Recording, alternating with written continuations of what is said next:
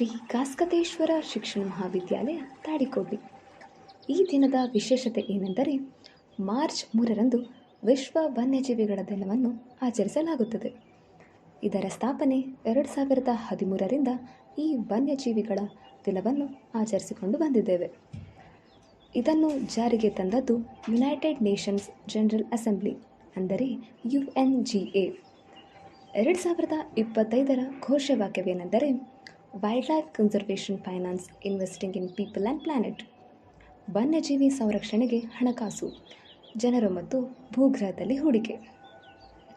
ವನ್ಯಜೀವಿಗಳ ದಿನದ ಆಚರಣೆಯ ಉದ್ದೇಶವೇನೆಂದರೆ ವನ್ಯಜೀವಿ, ಸಸ್ಯ ಹಾಗೂ ಪ್ರಾಣಿ ಸಂಕುಲನಗಳ ಕುರಿತಾಗಿ ಜನರಲ್ಲಿ ಜಾಗೃತಿಯನ್ನು ಮೂಡಿಸುವುದು. ಅಳಿವಿನಂಚಿನಲ್ಲಿರುವ ಪ್ರಭೇದಗಳನ್ನು ಸಂರಕ್ಷಿಸುವುದು ಬಹುಮುಖ್ಯವೇಕೆ?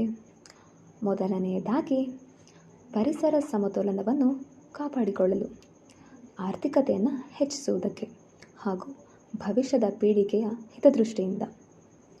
ಪ್ರಭೇದಗಳನ್ನು ಸಂರಕ್ಷಿಸಲು ನಾವು ಪರಿಸರಕ್ಕೆ ನೀಡಬಹುದಾದ ಕೊಡುಗೆಗಳೇನೆಂದರೆ ವನ್ಯಜೀವಿಗಳ ವಾಸಸ್ಥಳವನ್ನು ರಕ್ಷಿಸುವುದು, ಇತರರಿಗೆ ಶಿಕ್ಷಣವನ್ನು ನೀಡುವುದು, ಬುದ್ಧಿವಂತ ಪ್ರವಾಸಿಗರಾಗುವುದು, ಕೀಟನಾಶಕಗಳು ಹಾಗೂ ಕಳೆನಾಶಕಗಳನ್ನು ಬಳಸುವುದನ್ನು ತಪ್ಪಿಸುವುದು ಹಾಗೂ ಬಳಸುವುದನ್ನು ಕಡಿಮೆ ಮಾಡುವುದು, ಪರಿಸರ ಸ್ನೇಹಿ ರೆಸಾರ್ಟ್ಗಳನ್ನು ಆಯ್ಕೆ ಮಾಡುವುದು.